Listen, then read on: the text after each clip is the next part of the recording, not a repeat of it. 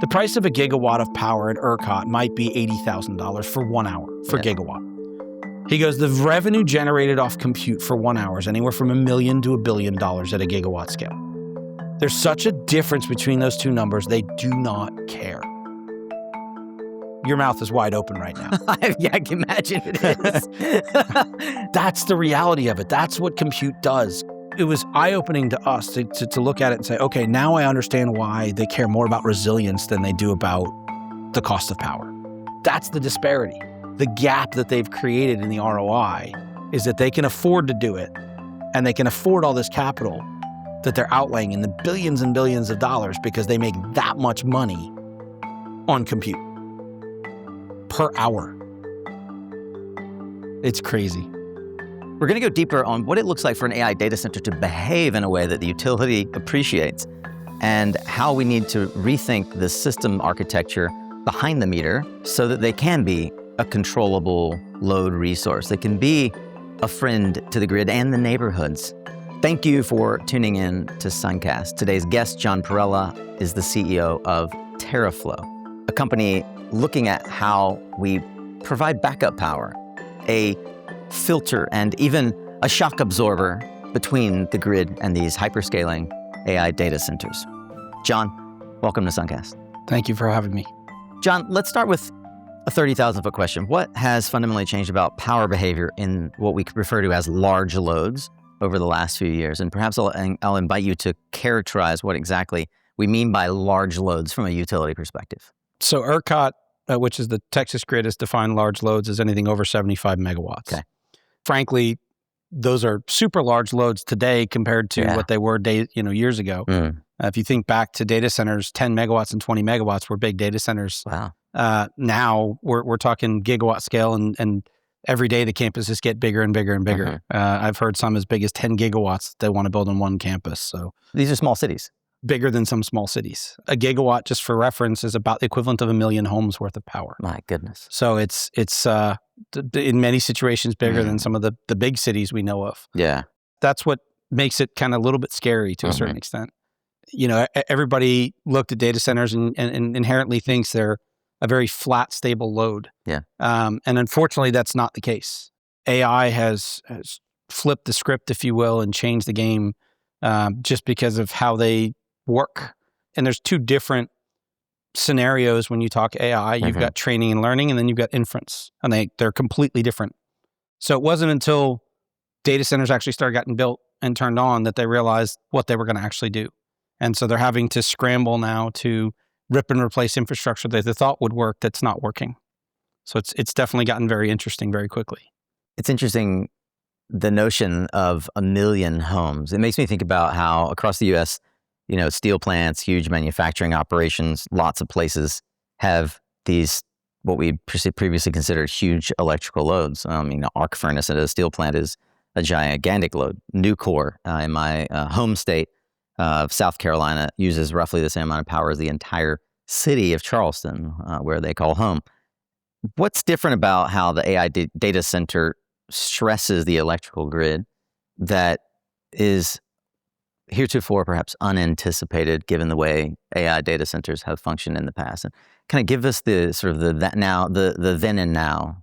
If you look at traditional data centers where you're hosting servers, cloud computing where you're hosting servers, even Bitcoin mining, they're all very stable, flat loads.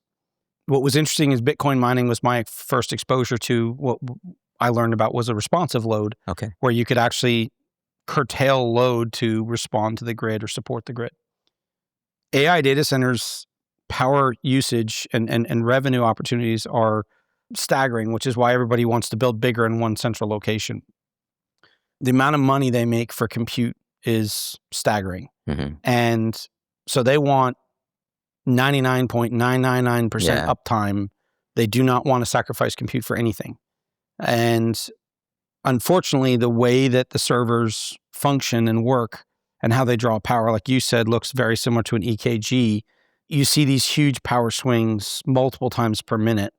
And we're not talking, little. When you talk gigawatt scale data center, it can be anywhere from 30 to 80% of the data center swings multiple times per minute. those large swings are creating new challenges because it operates outside of kind of the laws of physics of generation assets or the way that things function. So it makes it difficult for the grid to be able to support it and predict it and be able to manage that power fluctuation and volatility. Interconnection queues are right now famously long. Why doesn't this show up in the traditional interconnection modeling for data centers? The technology is changing so quickly, and they're trying to move at such a rapid pace. When you go through the interconnection queue, you have to provide kind of a load profile of what that site's going to look like for them to be able to do feasibility studies and for them to be able to look at the infrastructure that's there and can it support that kind of load, whether it's injection or withdrawal. The issue then becomes, well, if you're talking a very large load, obviously, is the infrastructure there, or do you have to build new infrastructure to be able to support that? Can the transmission line handle it? Can the substations handle it? How far up the substation ladder do you have to go to get to enough room to be able to fit that asset on the grid? And that's where, the interconnection study takes a long time, is because they have to look at all the different ramifications all the way up to the power plants and back down. And unfortunately, these volatile loads, nobody knew what they were going to look like. So all these people that went to get interconnection basically went to an engineer and said, model this for me. And so all they knew was historical data centers that were very flat loads, and that's what they're submitting. Yeah. But now you see them actually being built, and they got approved, and they're turning on, and the one is not matching the other, and the utilities are going, whoa, whoa, whoa. That's not what you told us was going to happen. Yeah. And that's really where the difficulty's coming in. Yeah. I've seen data centers where they've gotten interconnection and they went to turn on, and when they tried to submit that load and actually start ramping up the load to the grid went, yep, nope. No You've got to thanks. do another study, and you got to figure something out because we can't accept that. So it's challenging because in a lot of situations the infrastructure is not there. Yeah. And these campuses are so big that they're going, oh, well, all you have to do is run a 5-mile line from that substation to my building. And it's like, well, just to get from there to here is a challenge, let alone, can what's at the substation support it? We're used to there being volatility, frequency controls, like demand response. In the power sector, the idea of volatility is normal. Kind of paint a picture of what it looks like for an AI hyperscaler data center to ramp power up and down. What time cycle are we looking at? What's the power draw differential? Most data centers will run at about a 80% load factor. So if you're talking, I've got an example of a curve that's 180 megawatts. And so in that situation, they're running about 160 megawatts at peak. That data center is swinging about 60 to 80 megawatts 12 times a minute. And we're not talking like slow ramp down and rack up. It's a cliff. Within milliseconds, it turns way down, and then within milliseconds, it hops right back up. Yeah. And the problem is, if you equate it to, the grid's volatility, if you turn a light switch off, that's instantaneous. Yeah. Right? But not everybody turns a light switch off at the exact same time. Now imagine everybody in the city goes and coordinates to turn the light switch off at the exact same time. That kind of shunt of load. Yeah. When you have a major swing like that at scale, you can start to trip air breakers at substations. Yeah. Well, when you do that, that could cause a rolling blackout event, because when one substation goes, then the next one can go, because it starts to snowball, if you will. Yeah. Okay. And so the biggest concern I have, obviously I'm a proponent for AI data centers because we make products that the data centers can use. Sure. But the biggest concern that we have, and one of the reasons we've been touting from the mountaintop that the infrastructure is so important for a data center, is because when you start talking gigawatt scale and loads that large, those are loads that are large enough to potentially cause a rolling blackout that could take out an entire grid. Yeah. When that happens, not if it's going to happen, because the data center wasn't architected correctly, you will see the regulatory change for interconnection, because then they're going to dig much deeper into how are you going to mitigate that volatility? How are you going to not make it so that we're exposed or at risk of seeing that volatility? Okay. A lot of the new issues now are things like even low voltage ride through. Yeah.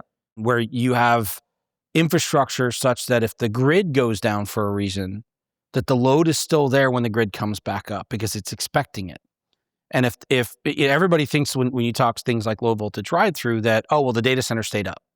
That's not low voltage ride through. Low voltage ride through is the load there for the grid when the grid comes back up. And that's a challenge because a lot of infrastructure can't handle that kind of ramp back up very quickly, if you will. But the grid needs it, or you throw the frequency way out of whack and cause all kinds of problems. Yeah. So these large loads have created new challenges that the grid's never faced before. And it'd be one thing if it were a flat, stable load. It's another thing when you're talking something that's as volatile of a load as these are. Yeah. Because it's creating challenges that the data centers are trying to solve themselves. But in a lot of situations, they're trying to also move at such a pace that they're getting above the tips of their skis. Right. And they're putting in whatever they think will work and hoping that it works and finding out after the fact that they've got to rip and replace infrastructure. The challenge is not just the interconnection portion. The challenge goes way beyond the interconnection portion. Yeah. And they're having to innovate all over the place to be able to solve everything from cooling to power to you name it, to be able to make these things a reality. You introduced an acronym I hadn't heard of before when we were chatting about this topic, and it gave me the idea that we should really bring this to the podcast, and that is this notion of a controllable load resource. First of all, I'd love for you to explain that in plain English. And secondly, I'm curious, is this something that is a vernacular or jargon that we're seeing come from the utilities, or is it something that as an industry is beginning to be created so that we can form a dialogue around what we want to see happen? My experience has been in the ERCOT marketplace. Yeah. And they have controllable load resource known as CLR in ERCOT. Got it. Other markets, other ISOs or grids have similar programs, whether it's demand response or things like that. Yeah. Used to be that controllable load resources could monitor the frequency of the grid and then respond to the frequency of the grid. So if the frequency went down, the load would turn down. If the frequency goes up, the load could turn up, things like that. Yeah. And you get paid for being available. Okay. So it's very similar to demand response. When they call upon you, you're paid to be available. And if you can ramp down quickly, the faster you ramp down, the more money you get paid. Yeah, this is what we refer to generally as ancillary services for a product, Correct. Right? Ancillary services, or in capacity marketplaces, it would be the equivalent of like playing in the capacity marketplace. I used to work for a company that did this for Bitcoin mining data centers. And so we would build in software that would allow us to curtail and turn off the Bitcoin mining data center when either the price went through the roof or when the frequency went nuts. Yeah. And that would be, basically, it's the reverse of a battery, just using the load to be the battery, if you will. Yeah. So if you curtail the load, the grid can stabilize. Sure. Now what's happening in a lot of situations, Princeton just came out with an article that talked about how if you're a responsive load or you can respond to calls and curtail load or inject or things like that, your interconnection time frame accelerated. Meaning you could cut 24 to 36 months off the interconnection time frame because now you're turning into a grid asset instead of a grid liability. Right. And I want to just remember for folks, we're going to continue to go down this path of like, where are the forces pushing and pulling on a facility? But this is a facility that is, as far as big tech is concerned, never supposed to turn off. Correct. It's 9 nines of reliability. It used to look like very firm power, 160 megawatts of power, well, 10 or 20, always on. Correct. Okay. So just to say, and what we're setting the stage for is, how does this then serve as an asset the way we've been building solar and battery power plants, for example, that can ramp up and down, they can respond to grid stimulus, and they can be controllable at the utility level. States now are starting to pass laws where if you want to interconnect large loads, you have to be controllable. So Texas passed Senate Bill 6. And again, that's 75 megawatts and above. For Texas. Okay. There are 10 other states that are starting to follow suit already. And as you know, Trump's administration stepped in and said FERC is going to take over some of these large load interconnects to accelerate their ability to get online. Because a lot of the ISOs were just struggling with what to do with these. The aspect that ERCOT looked at and said was, if you're over 75 megawatts, you have to be a controllable load. Not controllable load resource, controllable load. Yeah. So controllable load just basically means that within 30 minutes notice, they can shut you off for up to 12 hours during an emergency period. Right. Now that's happened probably 13 times in the last 5 years. Do you have a sense of what the average duration is of those 13 calls? Winter Storm Uri event would probably have been up to the 12. Right. But normal events, you probably have 4 or 5 hours of the day when it's critical. It's your peak hours. Yeah. I mean, is this why we're seeing like the 4-hour battery block kind of as what has been heretofore the standard? Like that's like long duration right now? So when you're talking standalone batteries supporting the grid, the 90 minutes is actually the optimal. 90. Okay. And a lot of that's looking at the difference between the peak and the trough of the grid, right? How do you maximize the ROI on a battery? Yeah. If you go much longer than that, your peak trough get tighter and your ROI gets less. Even though there's still an arbitrage there, it's not as profitable. And so when you look at the CapEx versus what the ROI is of a battery, the traders all looked at it and said the maximum you're going to get is going to be that 90-minute window. That's why 2-hour batteries were what everybody was putting in. Is any of that predicated on chemistry? A lot of it's just the cost fundamentals, right? Like you spend so much CapEx, what's your ROI over a period of time? The issue is ancillary services costs have gone way down in ERCOT. And ERCOT being one of the more prominent. The value markets. of providing those ancillary services? Correct. Yeah. So the different services you can provide through ancillary services, you make less money. It's less interesting. So a lot of it also, the rules have changed. Yeah. So it used to be that you put a 2-hour battery and you could bid 24 hours into the ancillary services marketplace, even though you only had 2 hours. Now what's happening is the rules are changing where you have to have a proof of balance of charge in order to be able to bid. So I can only bid 2 hours with a 2-hour battery, so the money train went away. Yeah. Right? I believe this to be true with data centers too.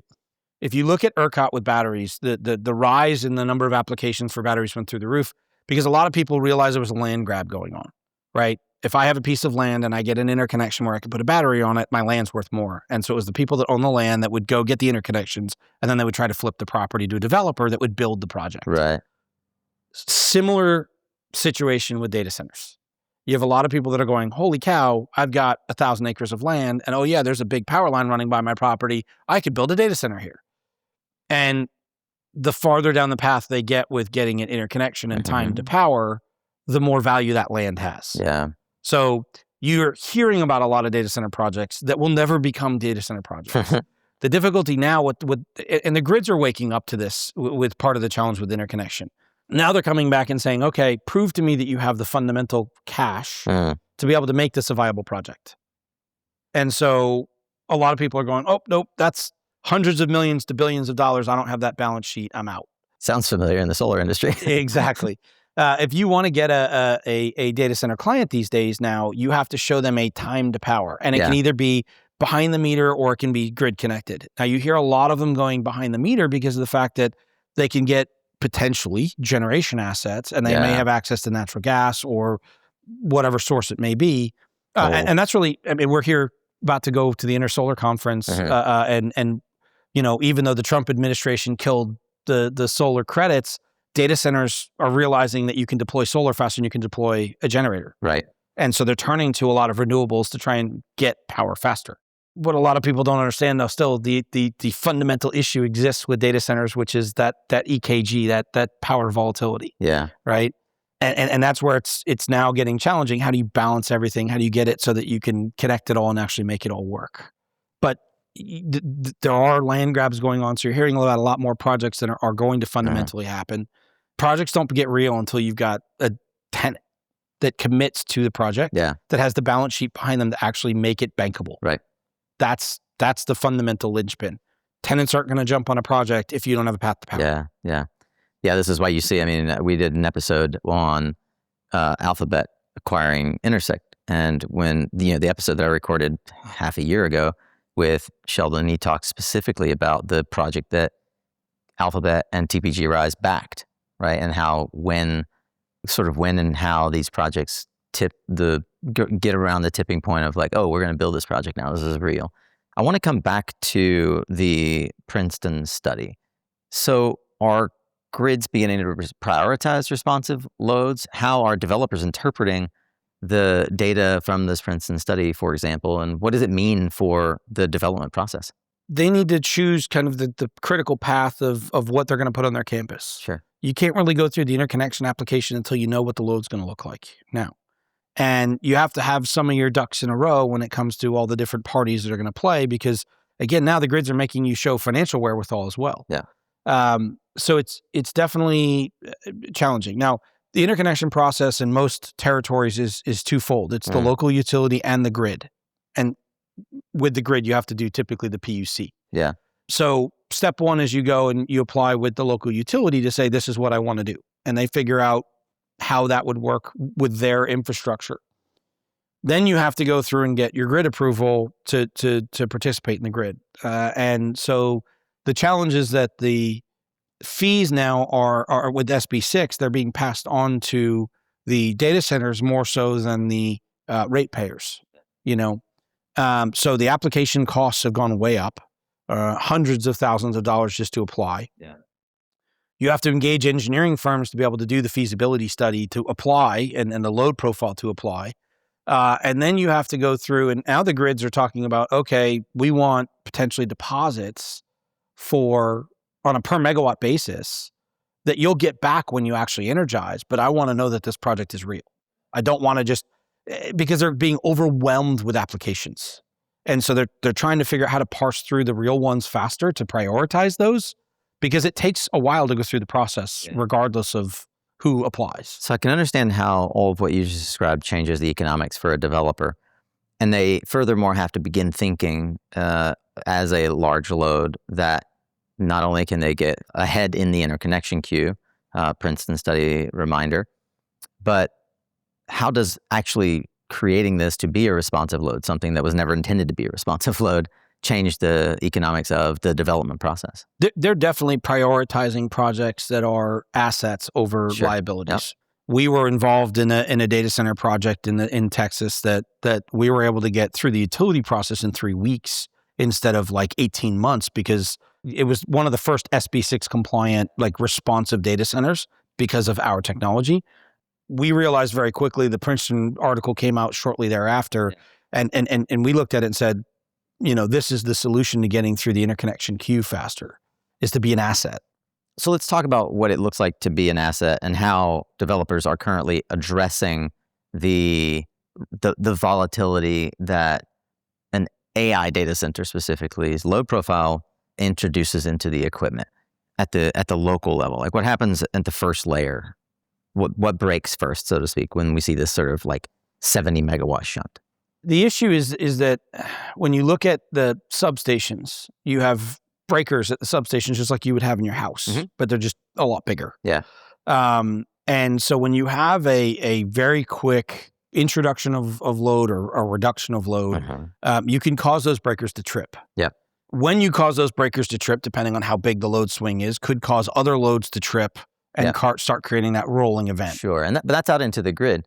On site, we know that folks are using natural gas generators. I mean, a natural gas generator is not designed to... The fastest natural gas generator right now that everybody's talking about is recips, which is a generator, not a turbine. Yeah. And there's differences. Generators are engines and turbines are turbines. Generators typically can ramp within about 25 to 30 seconds. Okay, so half a minute. Turbines take minutes, 10, 20, 30 minutes to ramp. Okay. Imagine if it's a steam turbine that needs to heat up. Okay. So they're not designed to be able to respond quickly. Yeah. If they're running off of generators as their main source of power, they're not grid connected, they're behind the meter. Right. They're asking a generator that ramps in 30 seconds to ramp multiple times a minute, which might be every 5 seconds. Yeah. Imagine an analogy for this would be like driving a supercar down the highway at like 80 miles an hour and being in 5th gear and dropping it into 1st gear. What's your clutch, your drive shaft, and everything else going to do? It's going to want to scream. And when you ask it to do that... I remember learning to drive in a manual transmission. I know exactly what that sound is. It's not a pretty sound at all. No. Well, so when you're doing that, what they're seeing is a generator core supposed to last 5, 7, 10 years. Okay. Imagine it's just like the engine in your car. Yeah. Okay. If you're submitting it to this volatile power load, they're breaking the crankshafts on the gensets in less than 12 months. Wow. And it's not one, it's multiple that we've heard this from. But this was factored into their development model. This was not factored into their development model. It was an unexpected, unanticipated failure. It's funny because some of the big, and I'm not going to name names on the company, some of the big hyperscalers have put out RFPs for people to make gen sets that can respond this quickly, figuring they would pair things like super caps or other things to it. Of course. You're asking the generator to defy the laws of physics, right? It's just not capable of doing that. And that's just generators. Again, turbines, for example, I can't remember who it is. Maybe Microsoft is talking about like restarting 3 Mile Island, right? Like we're talking about relocating, I think Musk in one case, relocating a coal power plant, right? To power these facilities. That's a turbine. Well, so coal-fired plants, yeah, they're burning coal to create the steam to turn a turbine. Correct. Those don't ramp quickly at all. No. Nukes don't ramp at all. They're They on ramp. or off. Yeah. Right. Especially, and everybody's talking about like SMRs is the next wave of power. Oh, yeah. And we are huge advocates of SMRs. Yep. We're working with multiple SMR companies. The problem is that when you have on or off like that, a bunch of those SMR companies are looking at pairing natural gas generators with them to be the kind of flexibility to the power. So it's a hybrid of natural gas and those. Our battery solution that we've created can actually help bridge that gap as well. But those are great baseload powers, right? And they're fairly inexpensive baseload powers, but they're not flexible to handle these data centers. So you have to have something else that helps to buffer that or to shock absorb for that to work. Would someone argue that maybe software alone could control that? So there's some software companies that are starting to emerge that are trying to help with solving and smoothing the volatility. And we've predominantly talked about volatility. We haven't talked at all about the other things that go along with the volatility. Like you have harmonic distortion issues, you have all kinds of other complexities that come with this volatility. So the software will solve potentially some of it. They still like there's a software company out there, I don't remember their name, that claims that they've solved it with a short-term battery. But that still doesn't solve all the other issues, right? That helps to potentially smooth the curve some. There are softwares out there that can help with curtailment of load where they're manipulating it, but they can only curtail like 25% of the load. There's other solutions out there where they can shift the calculations from one data center to another to be responsive and things like that. So they're trying to come up with creative solutions. Right. You see a lot in the news with Google, especially trying to lead that way. Yeah. So they're trying to come up with creative solutions to be responsive loads because they realize, and there's articles you can read. You go out and look at anything related to data centers. There's a lot of articles that talk about, one, the interconnection queue could be solved if data centers would accept 95% power reliability from the grid. If you just take the 5 peak hours out of the day, you can fit everything you want to fit on the grid today. Yeah. But it's those 5 hours that are screwing everything up, right? Imagine that. So if there's ways to bridge that, which there are, or if you look at, they're now looking at trying to make those data centers into the assets they need to create more capacity in the grid and create more reliability in the grid and help smooth the grid out. But those require the data centers to become responsive loads. Yeah. So there's a big push, and I think you're going to see a lot of regulatory change coming in the near future, pushing them more and more and more towards regulatory or rewarding them more and more and more towards being responsive loads. Because I think everybody's starting to realize the only way this is going to work is if they become responsive loads. Sure. If I live, let's just say, like I'll throw a number out, like 50-mile radius from one of these data centers. And let's face it, millions of Americans are going to live within a 50-mile radius of these mini cities. Should I be worried about the power fluctuation? It's creating new challenges for the data centers that they have to solve. Yeah. So I have a close friend of mine that works for a company that makes substations and substation components, and their request for harmonic distortion filters has gone through the roof. Yeah. Because now the regulatory bodies aren't stupid. They see it happen once, and then they put regulatory hurdles in that you have to solve before you can then continue, right? So Bloomberg released an article about in Virginia Data Center Alley, where within a 50-mile radius around these data centers, they're seeing harmonic distortion issues. What does that look like in my house if I live within 50 miles? So harmonic distortion can fry the circuit boards on your appliances. Whoa. And so it dramatically shortens the life of appliances. So it's not, I just have to worry about like the power tripping because there's rolling blackouts. It might actually force an electrical change in my home. It's basically dirty power, if you will. Power. So it's power has a sine wave, and you get a very ugly sine wave when you get the power. And that's really where you can have issues with appliances and homes and things like that. Okay. The issue is now brought to light. Yeah. Everybody's aware of it. And it's just that much more equipment they now have to put in to be able to solve the problem. I don't think it's going to continue to be an issue because there are solutions out there you can buy that would clean the power before you get that feedback into the grid. But the very volatile loads, the harmonic distortion a lot of times comes from pumps and motors and engines and things like that. So obviously data centers with all the cooling systems and the servers themselves and the generation assets, that's what's creating the harmonic distortion. And so that's really where they've got to now add filtration into their substations and their interconnection to be able to solve for those problems. So we've got to be able to absorb. You've used for me the idea of like a shock absorber. We got to absorb the volatility, but we also have to clean the power. We have to clean up the harmonic distortion. Anything else that we have to think through at a systems level? The way that they're solving these problems is they're turning to batteries, right? The predominant one out there right now is lithium-ion. Sure. And to be able to make those systems work, you have to have a lot of different things throughout the data center itself. You have UPS inside the building to give you time to switch to something. You have another battery potentially on your medium voltage side of your campus. You've got backup generation. You've got harmonic distortion or power conditioning.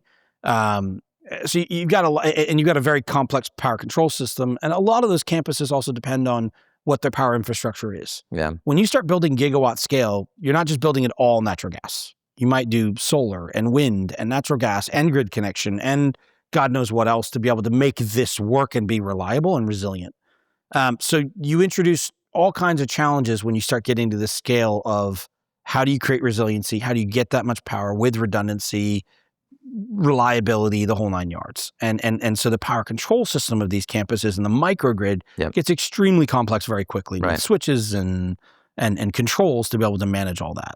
Again, you need a very sophisticated electrical engineering department or firm that can navigate you and guide you on how do you architect all that to manage this power because it's not, like I said, they can't cookie cutter from the old data centers and say, this is what we're going to do. Sure. So a lot of folks developing solar power projects in particular, and energy folks that are building power plants are becoming well familiar with batteries. The traditional battery chemistry and architecture is something 4 or sub 4 megawatt hours and traditional lithium. I imagine most data centers, most developers are assuming lithium as a chemistry and maybe up to 4 hours of capacity. Where might those assumptions run into bottlenecks or roadblocks in reality? Lithium-ion batteries will work to solve some of the problems. Okay, when you put a 1 hour battery in, you're not going to be a responsive load with a 1 hour battery. There's no reaction time there. They're using the lithium-ion batteries to help fill in the power volatility. So what I mean by that is when you see that drop off, they basically will ramp the charge up on the battery to fill that void so that the power draw is more constant. Right. When the spike occurs, they'll discharge the battery into the data center to be able to reduce the spike so as to try and flatten that load out more. If you think about the way a lithium-ion battery works, it's not one big battery. They're made up of lots of little cells, lots of little AA batteries on it. Where they're putting the lithium-ion batteries on a data center campus is what we call the medium voltage distribution layer. So you have high voltage coming into a campus, you have medium voltage to distribute the power throughout the campus, and then you step down to low voltage inside to get to the rack level, okay? And so they're putting them more on the medium voltage, which is the aggregated level. That's where all the low voltages aggregate together to put a big battery in. When you put the power in and you're exposing it to the EKG, that power volatility. 12 cycles a minute. 6, 12, it's all over the place. Whatever it is, when you expose it to that kind of volatility, all right, lithium-ion batteries, on the data sheets, if you go to buy one, look at the data sheet and it'll tell you how many cycles this battery will have. Typically, it's between 3,000 and 7,000 cycles. Okay. When you buy a lithium-ion battery, if you're just doing grid connection to the grid, they're designed to cycle once per day. Okay. If you cycle it twice per day, you cut the life of the battery in half. Now, the cells typically last, because they degrade, they typically last 10 years, if you're lucky. When you start cycling it twice per day, you now cut it to 5. You start cycling it 3 times per day, you get the point. It halves it every time you add a cycle. Now, we're talking at the scale of 1 minute. How many cycles would that be? If you're talking 6 to 12 cycles per minute, okay, the battery's not going to last very long. No. The other thing people don't understand is when you heat lithium-ion up, it degrades faster. So if you can imagine for a second, you're constantly cycling it multiple times per minute to be able to keep up with these things, you're significantly keeping it hot. Sure. Now, remember we said it was lots of little cells. The challenge then becomes when you aggregate this all, you may not be using the whole battery all the time. So you have to balance those cells out. Otherwise, you'll get hyperfocus in a cell, which creates thermal runaway. Sure. Which is how they catch on fire. Not ideal. Not ideal. So your power control system for the battery to balance the power becomes very complex. You're cycling them very fast. And lithium ion expands and contracts. Yeah. So every time you heat it up, every time you go from a charge to discharge cycle, you're expanding and contracting. You're actually creating physical expansion and contraction. So if you can imagine you're constantly doing this, it's almost like vibrating the battery. Wow. Right? You're creating a lot of stresses on the battery. The last component that you have to understand is that a lithium-ion battery is a DC-based battery from a power perspective, right? Yep. When you, to switch between a charge and a discharge, you have to have an inverter and a rectifier. So you bring AC power into your rectifier to charge it, and you discharge it using an inverter. Well, there's a mechanical switch that switches back and forth. Yeah. Okay. Now imagine you're switching that switch 6 to 12 times a minute. How long is that switch going to last? It's a mechanical switch. Yeah. Right. So you're putting it through cycles that it's not designed to be put through. Yep. We've heard, and it's not public information, they're not even lasting 6 months. Wow. So you're turning generators and lithium-ion batteries into consumables that you have to replace frequently. Yeah. Now, it doesn't now work. Energizer can finally have a reason to get in the industry. There you go. Well, you heard Ford saying they're going to get in the industry, right? Yeah. A lot of people are starting to get into the industry. Yeah. But you're turning very high CapEx, critical infrastructure into consumables that you have to replace frequently. Switches, batteries, generators, the whole 9 yards. Seems like ABB is going to be happy with this. There's quite a few companies that are going to be very happy with this. And so those are paths that you have to be very careful of because, like I said, while it works today, sure, you have the CapEx to withstand that constant replacement. My understanding about the way lithium-ion, and let's just call them, the way storage is designed right now, because basically everyone's using lithium-ion, there are two elements to sort of the footprint that you can achieve. One is the density you can achieve per square foot just with the technology, and the other is sort of where it has to be located on a facility based on, let's call it fire protocol. So I want to get your perspective on these data centers, billion-dollar, almost trillion-dollar assets. Certainly from a revenue generation perspective, they're trillion-dollar assets that are housing precious resources like NVIDIA chips in the thousands. How do we think about the concept of energy density to power these facilities within this paradigm of energy volatility? The issue is that now they're looking at a mix of fuel sources, if you will, of generation assets or everything. That they all wanted originally grid to be their source, and then they would add in backup generation for redundancy and resiliency. Then they started adding batteries, and obviously UPSs used to be like lead acid batteries. Now they're turning to lithium ion. When you look at lithium ion, lithium ion batteries are basically in Connex containers. They're containers, but they can't stack them and they can't put them close to each other because of the thermal runaway risk, the fire risk. Yeah. You've heard of the Moss Landing fire that occurred in California and all the downsides to that. There was actually an article released recently. A data center in South Korea had lithium-ion batteries inside the building. Okay. And they caught fire. And that doesn't sound good. Yeah, it took the whole data center down. They ended up having to bulldoze the batteries out of the building while they were on fire because they couldn't put them out inside the building, and they didn't want the fire to spread. Well, obviously, yeah. And so there's actually been more than one data center that has had a lithium-ion fire. And the one thing we haven't really... Thankfully, these are not proliferating in the news yet. Well, South Korea is. Oh, wow. The articles come up more than once now. Definitely as far as like another articles come off of it.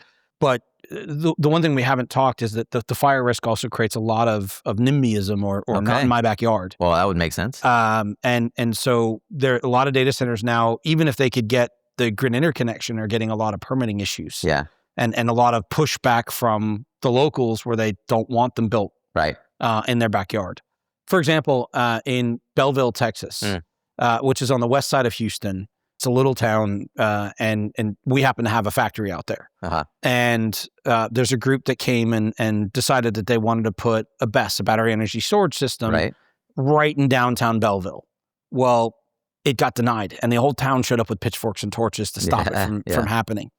And we were concerned because we also want to put a battery in Belleville, but not in the same location they did, obviously, much more rural Belleville.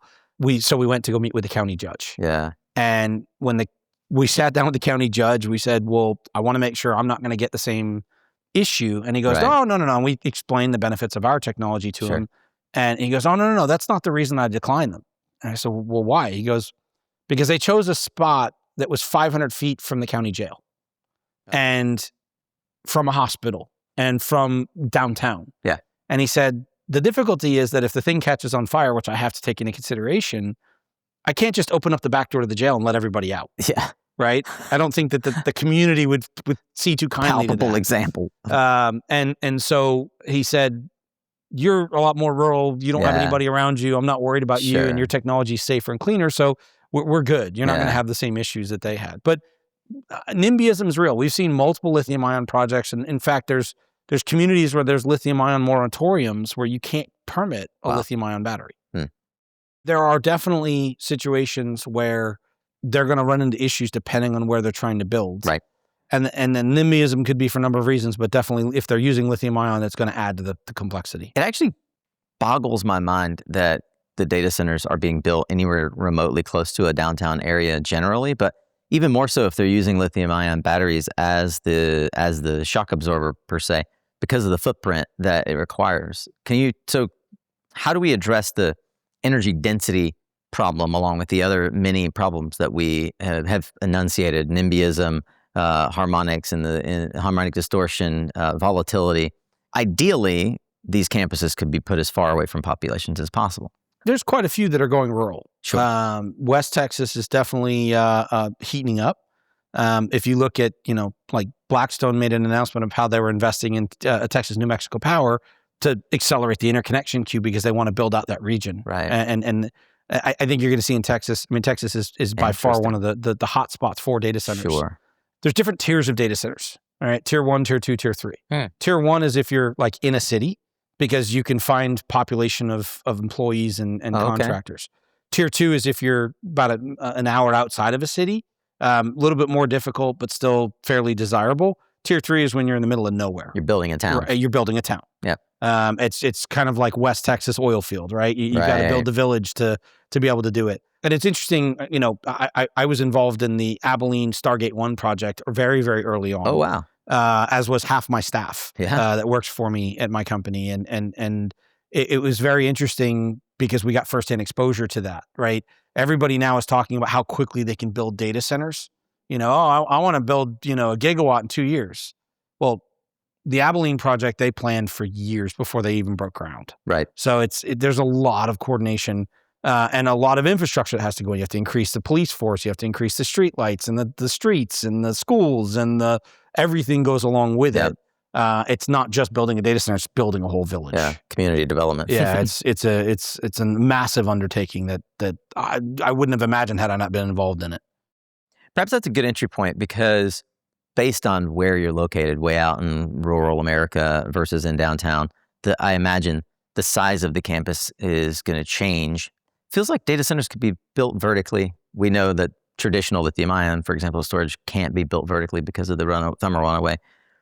How do we address the energy density conundrum in the scenarios where you're explaining, where it's actually more economically viable or feasible to be close to a population center? And we're going to focus now on storage and how to solve some of these problems. But where does energy density introduce additional, let's say, inverse economics? So, one of the reasons you're seeing a lot of these campuses go a little bit more rural is because of the size of the footprint of the campus. So there are thousands of acres to build gigawatt scale. And unfortunately, between cooling and batteries and all the infrastructure for the data centers for power, you need that footprint to be able to build them. So that's why you see a lot of campuses where they're giga campuses and they're multiple gigawatt and they're just massive campuses. You can't fit a gigawatt in 3 acres of land downtown city. You can't go vertical enough for that because it would be, the Burj Khalifa out and, type skyscraper. A lot of it now, the difficulty that they're trying to challenge, they're trying to use lithium-ion, for example, and lithium-ion, because of the thermal runaway risk, you can't stack them. You have to spread them out. Yeah. the energy density of lithium ion is about 250 kilowatt hours per meter squared. Right. If you look at a bunch of, we were on a conference recently where the target for flow batteries is 125 kilowatt hours per meter squared. Okay. And that's a target, which means they're not even there yet. Okay. So most flow batteries aren't even half what lithium is on a density perspective. Correct. Okay. We've solved a lot of that problem. We're actually 650 kilowatt hours per meter squared. So roughly almost 2.5, 3 times more. Correct. More density. And a lot of that just comes to like, how do you implement technology and look at technology differently? Yeah. Okay. So there are solutions out there that would give you a tighter footprint, and that don't necessarily have the thermal runaway risk and things like that. And that's really where we're seeing a lot of exposure and experience and growth. The land developers need to understand when you're going and looking at these wanting to build a data center and it's not just how much power can you interconnect at a spot. It's does your spot have enough footprint to be able to hold that much power? Sure. Because you've got to build enough building and infrastructure around it to be able to manage that much power. Yeah. So there's definitely a ratio of megawatts per square mile or per square foot that you get to, and there has to be a balance between them. Because we've had people come to us now with, I've got 10 acres of land, but I can get a gigawatt. And it's like, you can't build a gigawatt there. So you'd have to start buying a lot more land to make that happen. So the sites that are close to a city that have a lot of power and they have a good amount of land, those are the most valuable. The ones that are rural easily can get the land, but then they have the challenge of having to build the city. So that's why they have the different tiers of data centers and the different complexities of data centers and the infrastructure build that is required to handle them. It's just sheer size of the data center and the infrastructure to support it. Help me understand the innovation at a system level that your team is proposing that helps to provide this sort of shock absorber, this filter for the grid that isn't feasible or perhaps even possible with the kind of technology that's being installed at the moment. A lot of people ask, well, how did you guys even get where you are? Yeah. And it's funny because the technology we decided on, we didn't invent from a standpoint of we're using vanadium flow batteries. Vanadium flow batteries have been around for 40 years. Yeah. Not a new concept. And we're agnostic, to be honest with you, from the chemistry. Yeah. Vision and dozens of other companies have. Yeah. And there are some very successful vanadium flow battery companies that are out there now. Yeah. A lot of it was interesting because the data center demand obviously created the ability to scale the technology, just like electric vehicles created the ability for lithium ion to scale. Yeah. And that's why lithium ion kind of is the gold standard, if you will, because the electric vehicles helped kind of advance the technology very quickly. Yeah. And get the exposure to get to bankability. We're not a bunch of PhDs. So we were already of the mindset of thinking outside the box compared to what, if you look at a lot of the battery companies, you get really, really smart people that come up with a new chemistry or a new technology, but they don't understand how to take something to market, how to scale it, or, is it good enough for the market that you can actually start making money and not blow through all the money in R&D and trying to perfect the technology. Mm-hmm. So in looking at it from a different approach, like I said, my quite a few of my staff, my CTO and I both came from the Bitcoin mining space where we were doing the first CLRs in ERCOT. Yeah. So it gave us the ability to understand really what a responsive load was and how do we look at the market and understand the regulatory side of the market more so than the technology side. Yeah. And so that really gave us the ability to look at what do we want the technology to do, and then how do we make that fit within the way that the data centers work? And we already knew kind of the power volatility before most people just because we came from the data center side of the business. So in looking at the technology, a lot of it was where to place it on a campus. And then what's unique to vanadium flow batteries compared to lithium ion, no thermal runaway, no degradation in cycles. So the batteries last a long time, but they can also charge and discharge at the same time. And so that created a unique opportunity where we had an aha moment that said, well, what if we run through the battery all the time rather than switching to the battery? And so when you run through the battery all the time, the battery acts as a shock absorber and a filter for you. Yeah. Right? So we ended up putting our battery technology on the low voltage side of the campus instead of the medium voltage side of the campus, and made it so that every circuit breaker panel can act independently, but there's redundancy and resiliency built into the architecture. It actually solves all the problems in one solution instead of having to buy power conditioning and lithium-ion batteries and UPS and all these other components to be able to solve the same problem.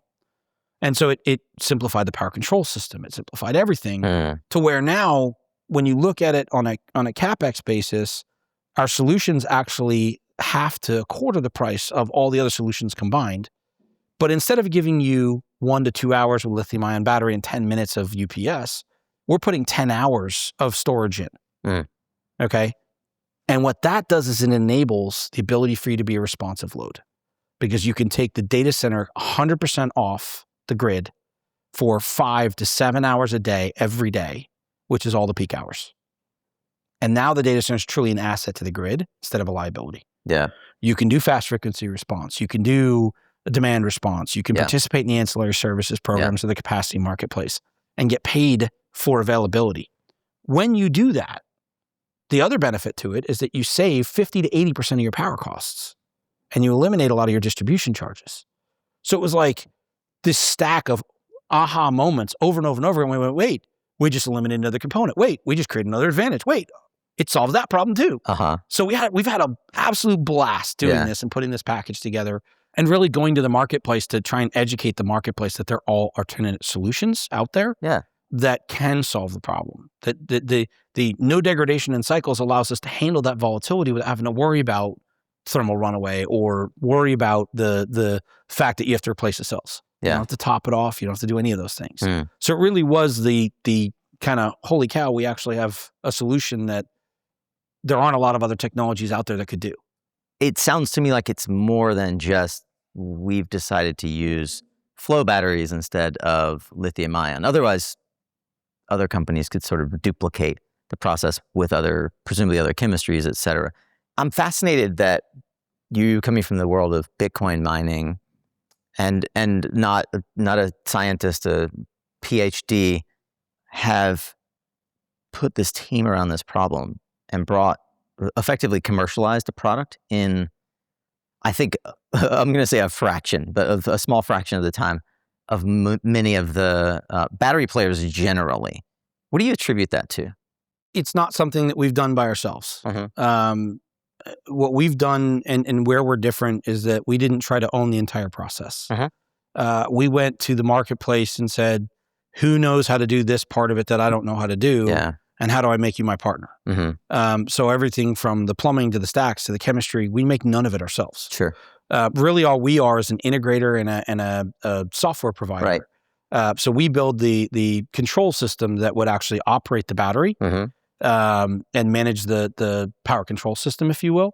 And again, from being an operator on the regulatory side, that's the side of the business we knew. Being a software development background, we knew how to do that. Really the key for us was, how do we find the partners that know what we don't know and make them our partners? And what's been amazing is we've got multiple multi-billion-dollar companies now. When we build a factory, it's not us by ourselves. We took a playbook that you typically see a lot in China, which is where, all of the vendors that make the subcomponents are in the same building, right? We actually are doing the same thing. So our plumbing vendor that makes all of our piping or manifolds, if you will, our stack manufacturer is not us. It's a third-party company. So I don't have to take on the challenges of ramping that up. They're all building new factories with us on the same campus. And so we have 7 different companies coming together to make this battery product. Be honest with you, it's where we've raised a lot of money too. Synergistic partnerships and the vertical alignment has helped us to get to where we are quicker by raising capital. I think the main question folks might have, and certainly I do, having had friends who've worked at flow battery companies before, which you've addressed in some way with the fact that this is modular and your integrators, and presumably the flow technology can be swapped for some other technology. What you're building is a scalable system. Why hasn't this architecture already been built at scale in the US? So you added one thing. I did. In the US, right? There are people, the largest vanadium flow battery manufacturer in the world does 1 gigawatt per year of power containers. And I'm going to guess they're Chinese. They are Chinese. It's Ronki Power. And they're friends of ours. It's a small incestuous business, if you will. We've met with a lot of the suppliers that are out there that want to sell us components. one, it took a while for the companies that are out there making the components to realize now's the time.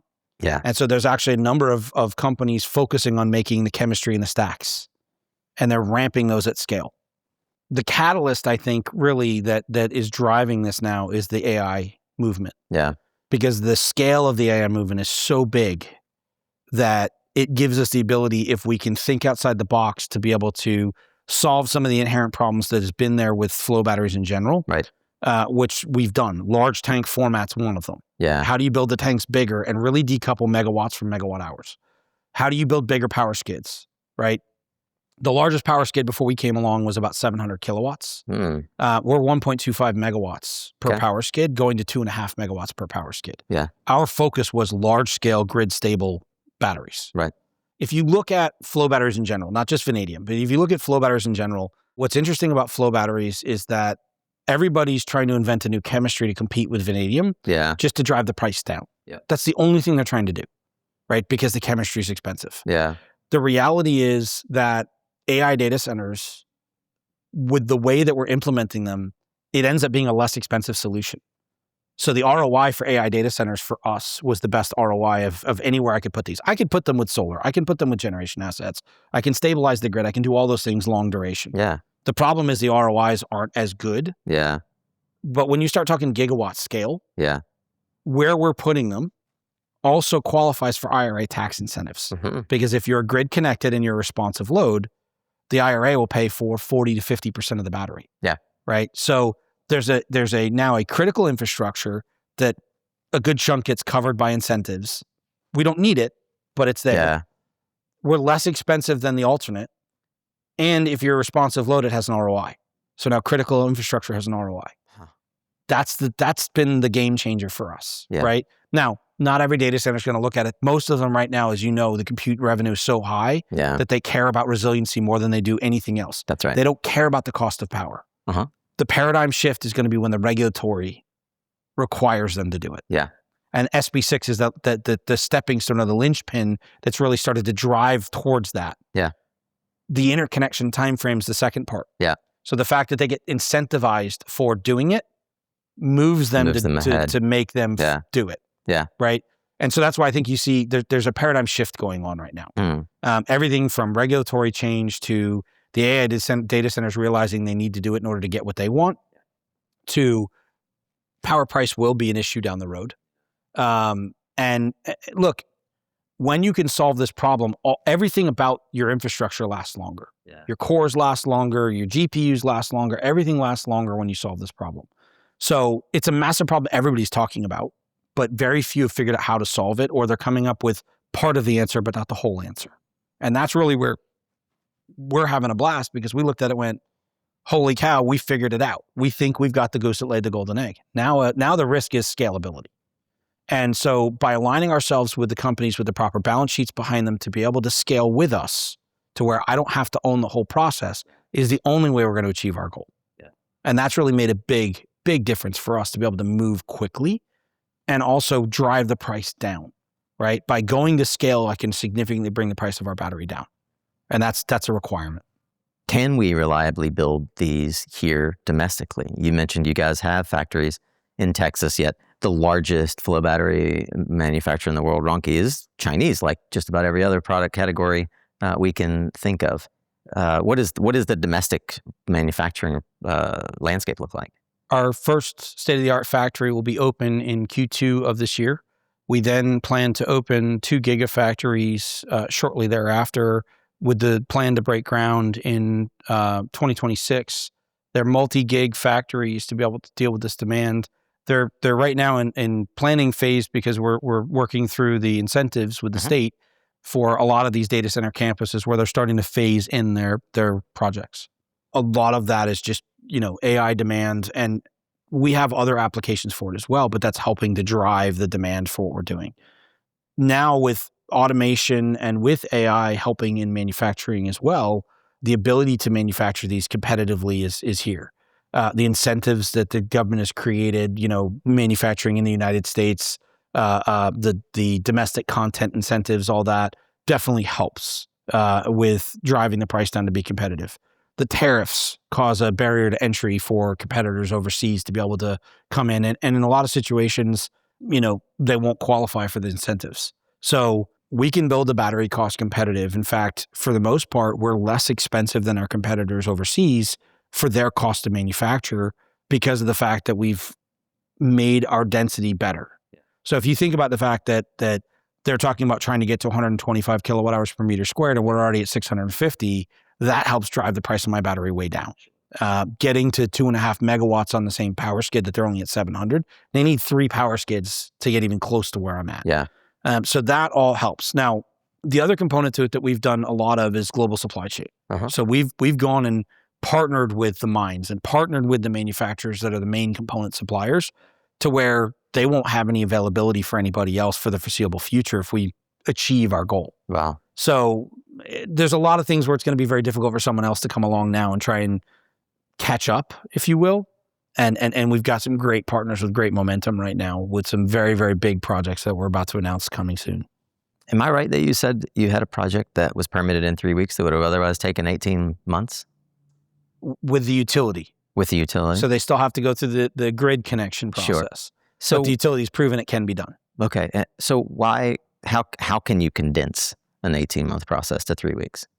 The utilities in certain extents are motivated right now with, problems that happened historically that they have to make up for. Sure. And so when an asset or an opportunity like this data center that will be a responsive load comes along, that makes them, from a PR perspective, look very good. Yeah. So they're motivated to accelerate the project to be able to have that PR to say, look, we're trying to improve the grid and make it better. Yeah. And so it's the equivalent of putting a big battery online is what they're doing, but there's a data center behind it. Yeah. Right. Because this load will be responsive.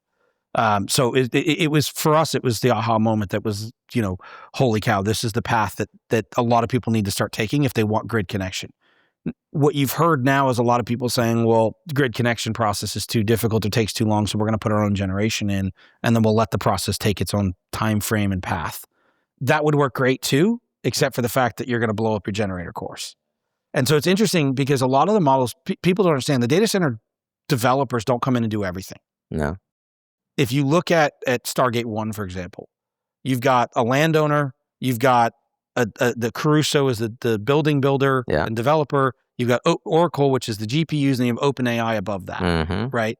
And OpenAI leases the GPUs from Oracle, and then OpenAI rents out their code. Yeah. Well, when you have a stack like that, you basically have a power player, a builder, a tenant, and then a tenant of a tenant. Yeah. Okay. And so the power infrastructure, the data centers just want to build the building and lease the building. They don't want to deal with or don't have the experience with dealing with the power. They're not trying to be. But if you read all the articles now, they're all having to become power companies to be able to figure this all out. Yeah. Right. So in those situations, you'll have a big named company, a big power company, a big oil and gas giant or something along those lines that will come in and be the power player in that situation. Yeah. They'll come in and pay to put the generators on site, and then they'll do a PPA offtake to be able to provide the power to that consumer. Right.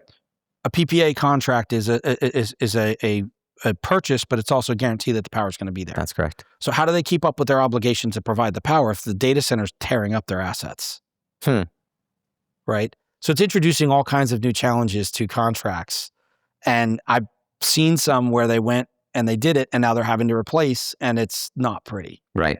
So just because they're putting it behind the meter and they're not grid connected doesn't mean the problem still doesn't exist. Right. And this is actually a great juxtaposition to earlier in the conversation where we talked about, but compute is so valuable they don't care. The reality is the risk has been pushed so far down they don't care.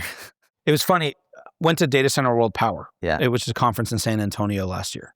And one of the keynote speakers was David Holmes, who's a CTO of Dell, who's a good friend of ours, and Michael McNamara, who's the CEO of Lancium. And Michael got up and he made a great pitch, which resonated with me, which made a lot of sense. Because I'm sitting here going, man, they have to care about the price of power. If I can reduce the price of power 50 to 80%, that's got to mean something. Michael went up there and goes, the price of a gigawatt of power in ERCOT might be $80,000 for 1 hour for gigawatt. He goes, the revenue generated off compute for 1 hour is anywhere from $1 million to $1 billion at a gigawatt scale. There's such a difference between those two numbers. They do not care. Your mouth is wide open right now. Yeah, I can imagine it is. That's the reality of it. That's what compute does. Compute is, that's why for us, when we talk to potential clients about not sacrificing compute, when they say, oh, well, we're going to change the algorithms to balance it out, or we're going to do this and we're going to shift it around, you're sacrificing compute. If there's that much money to be made, why would you want to sacrifice that? What we've come up with is the ability to curtail 100% of the load with zero sacrifice. The load never goes down. Yeah. It runs off the battery instead of running off the grid. And you can optimize the price of power, and you can optimize the benefit to the grid or your requirements to the grid by utilizing a longer duration storage battery. You can't solve that with software. You can't solve that with just one piece. It takes a solution to be able to solve that problem. And that's really where we've seen tremendous growth, is because when you look at the way we've solved it, it's very elegant and simple. Mm-hmm. But that's also what's helping us drive the price down and increase the demand, to justify the factories, to raise the capital, to put it all together. So it was eye-opening to us to look at it and say, okay, now I understand why they care more about resilience than they do about the cost of power. That's the disparity. That's the gap that they've created in the ROI, is that they can afford to do it, and they can afford all this capital that they're outlaying in the billions and billions of dollars because they make that much money on compute per hour. It's crazy. Are the problems we've expressed over the last hour a short-term, medium-term, or long-term reality for the industry? I mean, as you see how quickly NVIDIA and companies like that are coming out with chipsets and new solutions to the problems. For example, the one they just released that now doesn't need as much cooling, right? It can operate at higher temperatures. I think that you're going to see innovation towards some of these problems. You're already starting to see it. Yeah. I think the challenge becomes, everybody, this is interesting. Everybody talks about how if they can make things more efficient, they're not going to reduce more of the power. They're going to use the same, if not more. They're just going to they'll fit more and more efficiency in, right? So improving efficiency only allows you to put more GPUs in the same box. It's not going to use less power. The issue is really, can we solve for the volatility issue? Mm-hmm. Can they change the way the algorithms work such that the volatility doesn't exist? Mm-hmm. You're still going to have harmonic distortions with the amount of pumps and motors and everything else you have going on. So some of the issues will go away, some won't. Mm-hmm. New issues will come about. You've already seen announcements from things like ABB and NVIDIA, or Siemens and NVIDIA, where they're trying to get to more dense power racks. And what's happening is that the more dense power you get, the more it defies the laws of physics from a cooling perspective. So there's new challenges that will arise as you get to more power density and the AI revolution continues on. Do I think the challenge is going away anytime soon? No, it's going to take years to solve. Yeah. Because they're just trying to go bigger and better, and they're inventing on the fly. Yeah. Right. So there's a lot of new technology, and that's been a challenge for us as well. Everybody asks, well, how many of these are deployed and how long have they been running for? And we look at it, and we're like, we're a younger company, so our first factory's opening up, but we've been able to overcome a lot of those challenges because tell me what about the AI data center isn't new technology? Tell me what about the AI data centers that they're building now is not changing the game to make it work. Right. And so we've been able to get over a lot of those hurdles, but it definitely has been a challenge with breaking into the marketplace. The good news is that as we get closer to AGI, AI will figure out the problems for itself. Hey, listen, there's some scary things about AI. Every time I turn around, I'm like, man, this is looking more and more like the Terminator movie every day. But it's definitely helping solve problems. We use it every day. Yeah. What's crazy, even our software development team, right? What used to take 50 developers, we can do with 3. Yeah. It's crazy how fast our software development team is building software right now. So it's definitely enabling a lot of things to move faster, and for us to be able to model and answer the questions and make a better battery. And we're using it to its fullest extent. Well, what I'm taking away from the conversation is that AI doesn't sound like it's going to be limited by compute or even the amount of megawatts we can throw at it, but how stable a power supply we can provide for it.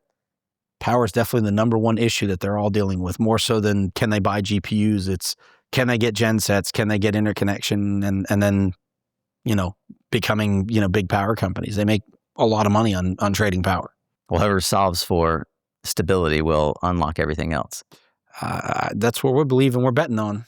Jon Parrella is CEO of Teraflow. Jon, thank you so much. I appreciate you walking us through this explanation. I really appreciate the time, and it's been a lot of fun.